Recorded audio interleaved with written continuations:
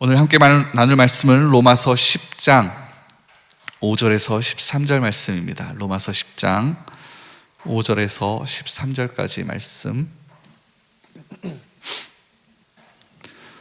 10장 5절에서 13절 말씀 우리 한 목소리로 읽어보겠습니다. 시작.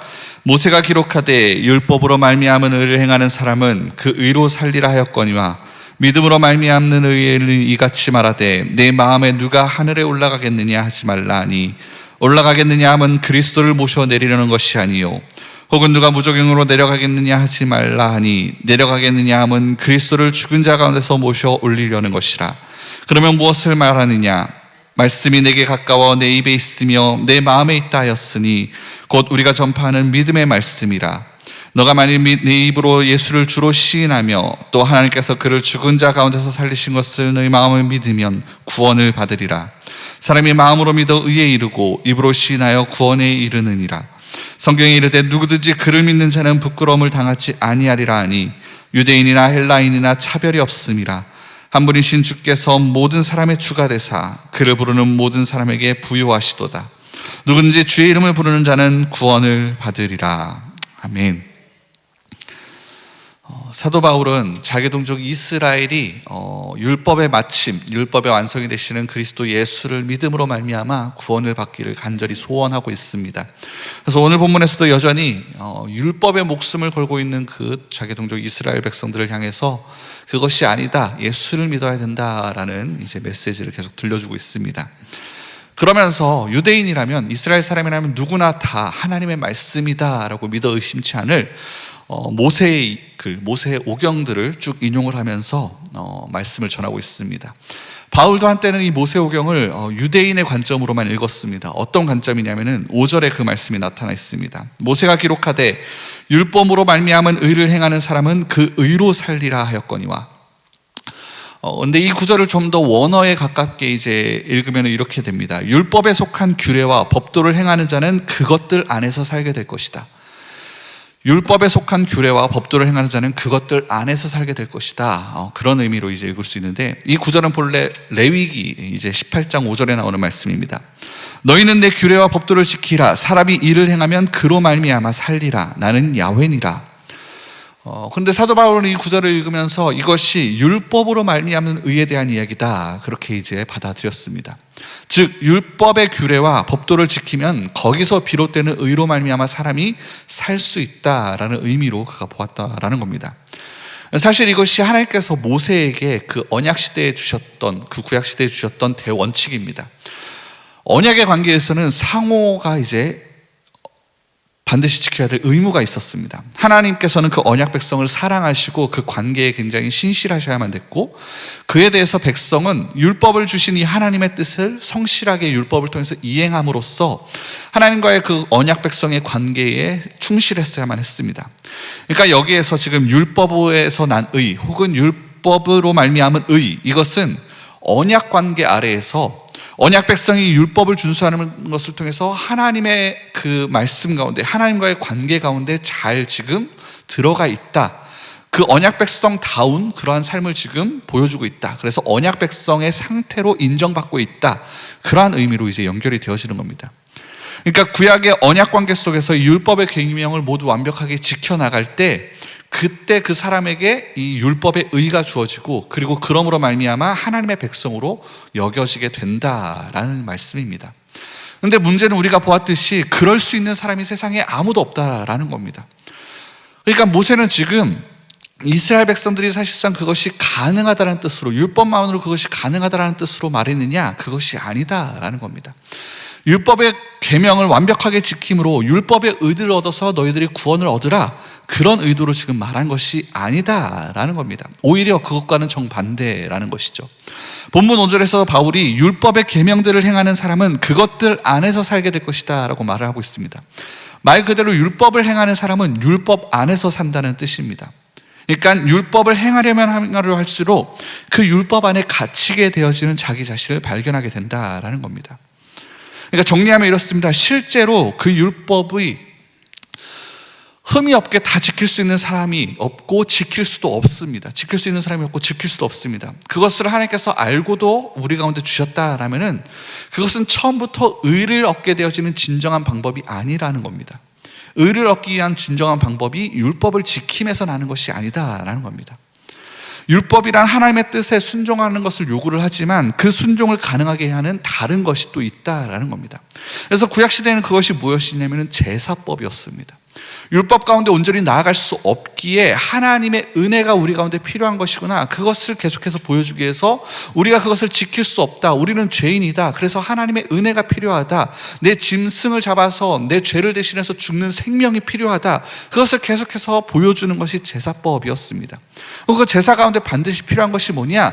이 제물이 나의 죄를 대신 짊어지고 죽음 가운데 나아갔고 하나님이 그 죽음을 통해서 나의 죄를 사해 주시는 것에 대한 믿음이 그 제사 가운데 반드시 필요했습니다. 그리고 바울의 설명에 따르면은 그 말씀입니다. 그것을 모두 가능케 하는 것, 하나님의 뜻에 순종할 수 있게 만드는 것, 그것은 바로 믿음 가운데 있다라는 겁니다. 구약시대에 있었던 그 제사의 그 원리가 오늘날 이 바울 시대에도, 그리고 오늘날 우리의 시대에도 동일하게 지금 적용되어지고 있다라는 것을 지금 바울은 말을 하고 있는 겁니다. 회심 이후에 바울이 그렇게 율법을 온전히 깨닫게 되었습니다. 율법이 그러한 것으로 인해서 주어진 거구나, 그러한 방식으로, 그러한 영적 방법으로 우리 가운데 주어진 거구나, 그것을 깨달은 겁니다. 그러면서 자기 동족 이스라엘도 이러한 모세의 율법의 원래 의도를 제대로 깨닫기를 소망을 했습니다. 그래서 이번에는 본문 6절과 7절에서 믿음으로 말미암은 의에 대해서 이제 설명을 합니다. 이 부분 역시 모세오경에 속하는 신명기의 말씀을 이제 인용을 한 것인데, 신명기의 말씀을 보나 이제 이 오늘 본문의 말씀을 보나 여러분, 번역이 굉장히 어렵게 돼 있어서 이게 무슨 말씀인지 그냥 읽어서는 이해가 잘 안 됩니다. 한 번 읽어서는 뭔 말인지 잘 모르겠는데, 결론만 얘기하면 핵심은 예수님이 메시아로서 지금 성육신 하셔가지고 십자가의 죽음과 부활로 그 모든 구속 사역을 완성하셨으니 새 언약, 그 언약의 성취를 위해서 다른 메시아가 우리 가운데 필요치 않다라는 겁니다. 하나님께서 이미 그리스도를 이 땅 가운데 보내셨고, 또한 하나님께서 그 그리스도를 죽은 자 가운데서 부활시키셨기 때문에 너희가 하늘로 올라갈 필요나 또는 무적행으로 내려갈 필요가 없다라는 겁니다. 이미 하나님께서 이를 행하셨다라는 겁니다. 뭔가 복잡해 보이지만 사도 바울이 말하고자 하는 바는 간단합니다. 하나님이 원하시는 것은 당신의 명령을 행하기 위해서 우리의 어떤 초인적인 노력이나 행위가 필요한 것이 아니라, 그것을 의지할 것이 아니라 오직 하나님이 지금 우리에게 주신 이 그리스도, 그분의 죽으심과 그분의 부활에 대한 우리의 믿음이 필요하다라는 겁니다. 왜냐하면 구약시대 때 율법 가운데 함께했던 그 제사를 통해서 그 제물의 죽음 가운데 너희가 믿음으로 나아간 것처럼, 지금 이 예수 그리스도라는 제물을 통해, 그 하나님의 어린 양을 통해 단 한 번에 이루어진 이 제사를 통해 너희가 믿음으로 나아갈 때 그 의가 우리 가운데 주어진다, 그것을 지금 바울은 말을 하고 싶다라는 겁니다. 그리스도께서 십자가의 죽으심과 부활을 통해 하나님의 그 명령을 완벽하게 지금 성취하셨기 때문에 우리가 다만 그 복음을 믿음으로 받아들이면 된다라는 뜻입니다. 우리가 믿음으로 그리스도 안에 그렇게 거할 때 하나님께서는 우리 역시 그리스도처럼 당신의 믿음에, 당신의 명령에 온전히 순종하신 것으로 여겨주시겠다, 그런 말씀입니다. 이것이 지금 8절에서 바울이 말하는 바입니다. 8절을 보면은, 그러면 무엇을 말하느냐? 말씀이 내게 가까워 내 입에 있으며 내 마음에 있다 하였으니 곧 우리가 전파하는 믿음의 말씀이라. 이 구절 역시 신명기 30장을 이제 인용하면서 내린 말씀인데, 하나님의 명령, 즉 그분의 말씀이 우리에게 아주 가까이 있어서 우리 입에 있고 또 마음에 있다라는 겁니다. 그리고 하나님의 그 명령이, 그분의 말씀이 우리 가운데 있는 것, 그것을 가르쳐서, 그 말씀을 가르쳐서 바울은 우리가 전파하는 믿음의 말씀이다라고 얘기를 합니다.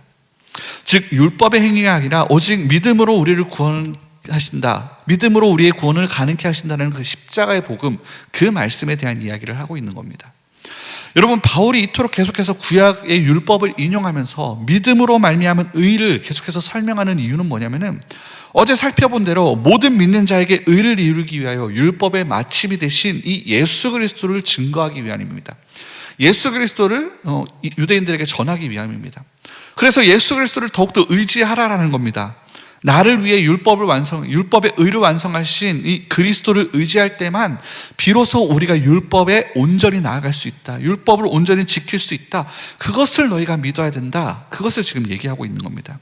그래서 여러분, 우리 역시 마찬가지입니다. 우리가 율법의 그 말씀을 행하되 그 말씀을 내가 지켰다라는 나의 떳떳함에 사로잡히지 않는 방식으로 우리가 말씀을 지켜야 됩니다. 주님, 내가 이 말씀을 내 의로 이렇게 지켜왔습니다. 그러한 것을 드러내지 않는 방식으로 우리가 그 말씀을 따라야 됩니다. 말씀의 순종을 위해서 내가 그 말씀을 힘써 지켜서 다른 사람보다 더 낫다라는 마음이 들지 않는 방식으로 하나님의 말씀 가운데 나아가야 된다라는 겁니다. 이 믿음의 말씀이 우리 입과 마음에 있다라고 얘기하면서 그 내용이 또 9절에 나오는데, 내가 만일 내 입으로 예수를 주로 시인하며 또 하나님께서 그를 죽은 자 가운데서 살리신 것을 내 마음에 믿으면 구원을 받으리라. 우리의 행위가 아니라 믿음으로 말미암아, 믿음으로 깨달아진 그 내용, 그 말씀의 내용이 뭐냐면은 9절에서는 지금 두 가지로 말씀을 하고 있습니다. 하나는 예수님이 주님이시다, 예수가 주님이시다. 그리고 또 다른 하나는 뭐냐면은 하나님이 그분을 죽은 자 가운데서 살리셨다. 이 두 가지 사실은 우리의 어떤 공로나 행위나 상관이 전혀 없습니다. 그것에 상관없이 전적으로 성령님께서 우리 가운데 심어주시는 믿음을 통해서 우리 가운데 들어오게 되어지는 하나님의 말씀입니다. 그렇기 때문에 바울은 이 말씀을 가르쳐서 믿음의 말씀이다 라고 얘기를 합니다. 우리가 어떤 공로나 우리의 어떤 행위를 통해서 그것이 믿어지는 것이 아니라 주님이 주시는 믿음으로 그것이 고백되어질 수 있기 때문에 믿음의 말씀이다 칭하는 겁니다. 우리가 입으로는 예수가 주님이시다라는 것을 고백하고, 또 우리가 마음으로는 하나님이 그분께서 죽은 자 가운데서 살리신 거다라는 것을, 그것을 믿으면 구원을 받게 되어진다. 9절이 그렇게 말씀을 합니다. 근데 여기서 보면은 입과 마음의 순서가 이제 좀 있는데, 그것을 따지는 것이 별로 의미는 없지만 이제 우리가 논리적으로 생각을 해보면은 마음이 사실 입보다 먼저 앞서게 되어집니다. 그죠? 왜냐하면 사람은 마음에 가득한 것을 입으로 말하기 때문입니다. 마음에 가득한 것이 사람의 입으로 나오기 때문입니다. 그래서 이제 바울은 이번에 10절에서는 그 순서를 바꿔서 얘기를 합니다. 사람이 마음으로 믿어 의에 이르고 입으로 시인하여 구원에 이른다. 보시다시피 마음이 입보다 먼저 나옵니다. 그러니까 즉 입으로 하는 것이 이제 진정한 그 신앙, 입으로 할 수 있는 그 진정한 신앙 고백의 근거는 뭐냐면은 그 마음 가운데 확신이 있어야만 그것이 가능하다라는 것을 말씀해 주고 있는 겁니다. 믿음에서 비롯되는 이 의를 얻는 사람은 반드시 자기 입으로 그 믿음의 내용을 고백하여서 자기 자신이 구원받았음을 나타내게 되어져 있습니다. 그런데 입으로 시인하여 구원에 이른다라는 이 말씀을 여러분 너무나도 가볍게 생각해서는 또 안 됩니다. 우리가 전도하다가 그렇게 막 복음을 믿을까 말까 갈팡질팡하고 있는 사람에게 입으로 시인하면 구원받습니다, 입으로 고백하십시오라고 이제 우리가 얘기를 하지 않습니까? 근데 이 말씀이 잘못 오용되어지고 남용되어져서는 안 된다라는 겁니다. 내 존재가 정말 변화되어지지도 않는데 내 마음 가운데 그 예수께서 정말 그리스도이시다, 주님이시다라는 것이 온전히 받아들여지지 않았는데 그냥 와서 그냥 입으로 예수님이 주님이십니다 라는 것을 고백한다고 해서 구원이 주어지는 것이 절대 아니다라는 겁니다. 마음 가운데 진정으로 그것이 믿어지지 않으면 여러분 구원이 이루어지지 않는다라는 겁니다. 그래서 어찌 보면은 한국 교회에 이런 사람들이 너무나도 많아졌기 때문에 오늘날 우리 사회가, 우리 교회가 이러한 모습으로 보여지고 있는 건지도 모르겠습니다. 우리가 세계 교회사에 정말 유례가 없을 정도로 정말 엄청난 부흥이 한국 교회 가운데 임하였습니다. 그런데 그러한 한국 교회가 지금 오늘날 이렇게 뭔가 쇠락의 길을 걷고 있는 것처럼 보이는 이유는 어쩌면 우리가 그동안은 마음속 깊은 곳에서 예수님이 주님이시라는 것이 진정으로 고백되어지지 않았는데, 진정으로 있지 않았는데 그것이 우리가 그저 입술로만 고백하고 있었기 때문에 그러한 것이 아닌가라는 생각도 하게 되어집니다. 그런데 초대교회 성도들은 절대 그렇지 않았다라는 겁니다. 그들은 예수님을 마음을 믿는 것과 동시에 때로는 목숨을 걸어서 그들의 입술을 통해서 예수님이 주님이시다라는 것을 고백을 했습니다. 그리고 예수님이 주님이시다라고 고백하는 그 순간 그들에게는 목숨의 위협이 있었습니다. 죽을 것과 같은 위협이 그들을 뒤따랐습니다. 사도 요한의 제자로 알려진 이제 폴리캅이라는 인물이 있습니다. 폴리캅이라는 인물은 이제 서머나 교회의 초대 감독이었는데, 안토니우스 피우스 황제 시대 때 이 서머나 지역에 10일 동안 엄청난 이제 그리스도인을 향한 박해가 일어나게 되었습니다. 근데 그 박해를 보면서 이 폴리캅은 순교가 하나님의 뜻이겠구나 싶어서 이제 도망가는 것조차 시도하지 않고 그냥 담담하게, 그리고 또 담대하게 그 상황을 받아들입니다. 그때 그를 체포하러 온 병사들 앞에 그는 담대하게 섰습니다. 그리고 심지어 이제 그들에게, 체포하러 온 그들에게, 병사들에게 밥은 먹고 다니냐 하면서 이제 식탁을 베풀어 줍니다. 그러면서 그들이 식사하는 동안 그 옆에 앉아서 하나님의 하나님께 향해서 계속해서 기도하는 모습을 보여줍니다. 그리고 그 모습을 본 병사가 이제 회개하게 되어지는 그런 상황까지 이루어지게 되는데, 어쨌든 그가 체포를 당해서 이제 화형을 당하게 되어지는 상황 가운데 그 직전에 이제 총독이 이 나이 많은 폴리캅에게 얘기를 합니다. 너가 그리스도를 부인하고 지금이라도 로마 황제가 너의 주님이라고 고백해라. 그렇게 회유를 합니다. 그러면 내가 너를 살려주겠다. 그렇게 회유를 합니다. 그러자 폴리캅이 이렇게 얘기를 합니다. 내가 86년 동안 그분을 섬겨왔는데 그분은 단 한 번도 나를 배신한 적이 없소. 그분은 한 번도 나를 그렇게 부당하게 대우하신 적이 없소. 그런데 어떻게 내가 나의 구원자, 나의 왕이신 그분을 지금에 와서 모독할 수 있겠는가 하면서 담담하게 화형장으로 나아갔다는 겁니다. 폴리캅은 그렇게 마지막 사도에게 직접 배운 그런 사람으로서 오늘 본문의 말씀을 전부 또 생생하게 실천한 사람입니다. 마음의 깊은 곳에서 예수님을 믿음으로 말미암아, 예수님의 죽으심과 그 부활을 믿음으로 말미암아, 또 자기 입술로부터 예수님이 정말 진정한 주님이시다라는 것을 고백한 위대한 순교자였다라는 겁니다. 사람이 마음으로 믿어 의에 이르고 입술로 시인하여 구원에 이른다, 이 말씀에 담긴 의미, 그것을 정말 실천한 인물이었다라는 겁니다. 오늘날 우리 역시 그래야 될 줄 믿습니다. 주님의 말씀대로 사람은 자기 마음에 가득한 것을 입으로 말하게끔 되어져 있습니다. 우리 마음속에 예수님으로 가득 차 있기 때문에 언제나 어떤 상황이 우리 가운데 닥친다 하더라도 우리가 예수님을 입으로 외칠 수 있기를 주님의 이름으로 축원을 드립니다. 우리를 툭 치면 무조건 예수님이 먼저 입술 가운데 고백되어져 있기를 축원을 드립니다. 11절부터는 앞의 내용들을 정리하는 이야기입니다. 우리말 성경에는 없지만 원어 성경 11절에서는 왜냐하면으로 이제 이야기가 시작이 되어집니다. 앞의 내용과 이제 연결이 되어진다라는 것인데, 특별히 9절과 10절과 이제 연결이 되어지는 것인데, 하나님이 일으킨 그 예수님의 부활 사건을 마음으로 믿는 것, 그것을 고백하는 것이 구원이 되어지는 이유가 이 11절이다라는 겁니다. 11절이 뭐냐면은 성경이 이르되 누구든지 그를 믿는 자는 부끄러움을 당하지 아니하리라 한다. 즉 예수님의 부활을 믿고 고백하는 사람은 구원받는 그 이유가 뭐냐면은 누구든지 그를 믿는 자는 부끄러움을 당하지 않는다라고 성경이 약속하고 있기 때문이라는 겁니다. 여기서 말하는 성경은 이제 당연히 구약 성경이고, 구체적으로는 뭐냐면은 메시아에 대해 예언하는 이사야서의 말씀을 가지고 인용한 겁니다.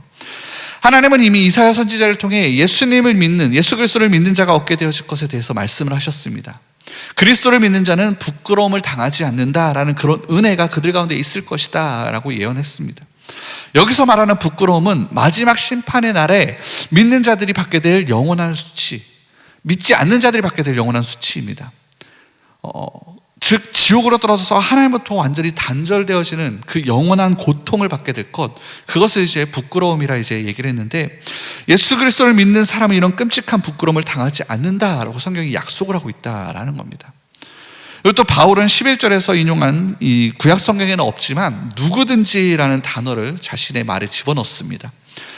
사도들이 이제 구약을 인용할 때 하나님의 영광을 받아 이제 그 계시의 말씀을 이제 기록하면서 그 의도가 조금 더 명확하게 드러나도록 어떤 단어를 이제 첨가하거나 문장을 약간 변형시키기도 했습니다.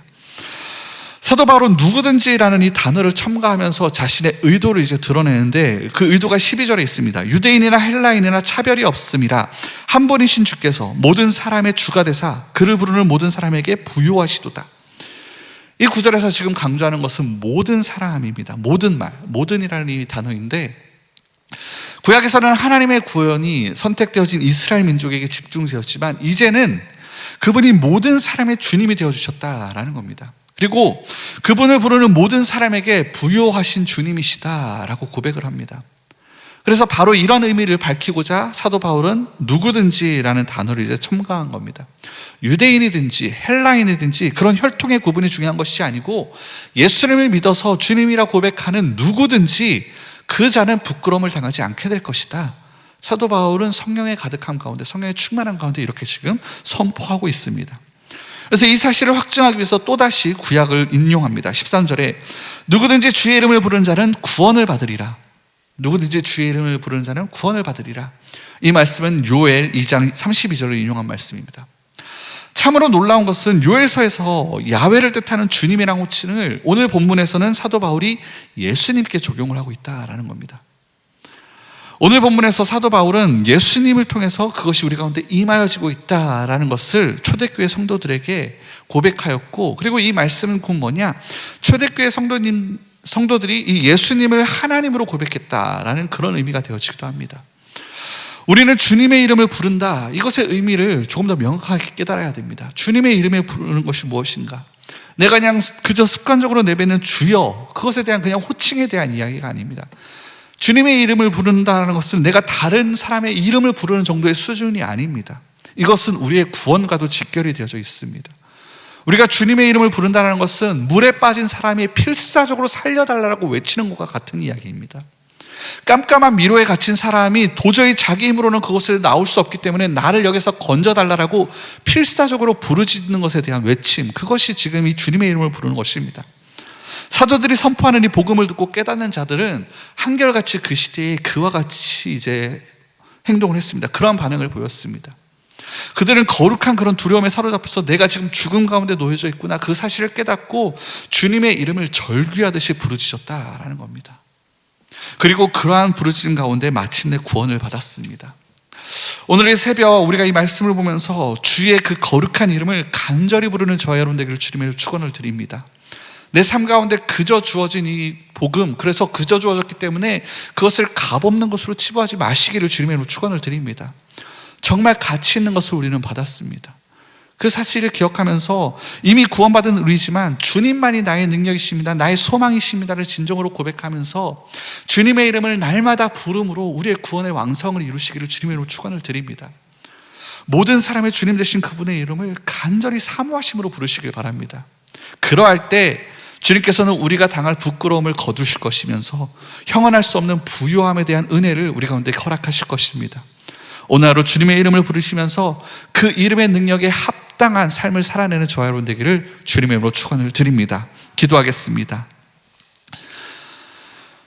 긍휼이 많으시고 은혜가 풍성하신 하나님 아버지, 우리 가운데 예수 그리스도의 이름을 허락하시니 고맙고 감사합니다. 아버지, 누구든지 그 이름을 부르는 자는 구원을 얻으리라 말씀하신 가운데 이 시간 우리가 그것을 마음으로 믿어 입술로 고백하며 주님 앞에 나아갑니다. 그러나 우리를 의롭다 여겨주시니 주님 감사합니다. 그 의롭다 칭해주신 그 말씀 가운데, 그 칭하심 가운데 합당한 삶을 살기로 이 시간 결단하오니 주님, 우리의 결단이 우리의 능력으로 나아가는 것이 아니라 성령 하나님의 도우심으로 말미암아 이루어질 수 있도록 성령 하나님 우리 가운데 다시 한번 충만하게 임재하여 주시옵소서. 주님의 인도하심을 쫓아 우리의 구원이 하루하루 완성되어져 가게 하여 주시옵시고, 그러한 여정 속에서 하나님의 살아계심, 하나님의 일하심을 다시 한번 세상 가운데 드러내며 주의 백성들을 붙잡고 계시는 하나님의 크고 강한 오른손을 바라보며 세상에 주님을 알지 못하는 많은 이들이 다시 한번 주님께로 돌아올 수 있는 귀한 은혜 누릴 수 있도록 주님 우리 삶 가운데 그렇게 역사하여 주시옵소서. 그 일을 위하여 우리가 열심으로 주님의 이름을 부르짖기를 원합니다. 주님의 이름을 세상 가운데 드러내기를 원합니다. 주님, 우리의 구원 되신 주님께서 우리 가운데 다시 한번 능력이 되어 주시옵시고, 우리의 능력 되신 주님의 이름을 부르며 세상 가운데 나아갈 때에 귀신이 쫓겨나가고 묶인 자들이 풀어지며 하나님께 구원받는 귀한 은혜 누릴 수 있도록 역사하여 주시옵소서. 오늘 하루의 모든 시간 주님 손에 맡겨드립니다. 지난 한 주 가운데 말씀을 통해 우리 가운데 역사하신 주님께서 동일한 은혜 가운데 풍성히 기름 부어 주시옵시고, 오늘 하루도 우리가 주님 안에서 부유하여 질 수 있도록 역사하여 주시옵소서. 예수님의 이름으로 축복하며 기도드립니다. 아멘. 주기도문으로 예배를 마칩니다. 하늘에 계신 우리 아버지여, 이름이 거룩히 여김을 받으시오며 나라가 임하옵시며 뜻이 하늘에서 이루어진 것 같이 땅에서도 이루어지이다.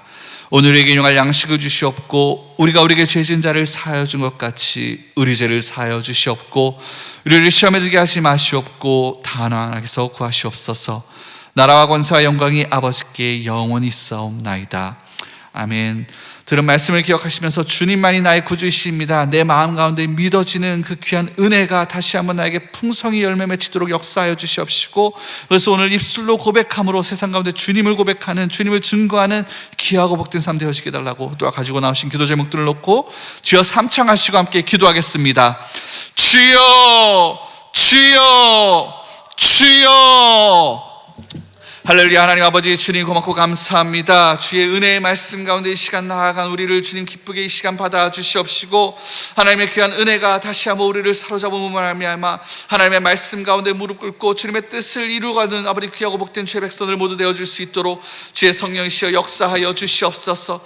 오늘 하루도 온전히 주님 손에 맡겨드립니다. 주님의 뜻이 우리 삶 가운데 이루어질 수 있도록 아버지 성령 하나님께 모든 것을 내어 맡기며 주님의 풍성하신 은혜 가운데 주님의 은재를 이 시간 갈망하오니 주의 성령께서 이 시간 우리를 사로잡아 주시옵시고, 다시 한번 풍성케 하심의 귀한 은혜 가운데 하루하루 아버지 역사하시는 주님과 함께 동행함으로 하나님의 뜻을 이 땅 가운데 이루어가게 하여 주시옵소서. 주님의 말씀을 쫓아 주님을 배워갈 수 있도록 주님 역사하여 주시옵소서. 그래 오늘 하루 나에게 맡겨진 그 십자가를 지고 나의 죽음을 받아들이며 이제는 내가 사는 것이 아니라 주 예수를 믿는 그 믿음 가운데 나를 사랑하사 하나님의 아들 독생자 예수를 믿음 가운데 나아갈 수 있는 우리 모두 되어지게 하여 주시옵시고, 그 믿음으로 말미암아 우리 가운데 허락되어진 하나님 나라 백성의 귀하고 복된 삶이, 의롭다 여기신 그 성도의 삶이 다시 한번 우리 삶 가운데 펼쳐질 수 있도록 주여 역사하여 주시옵소서.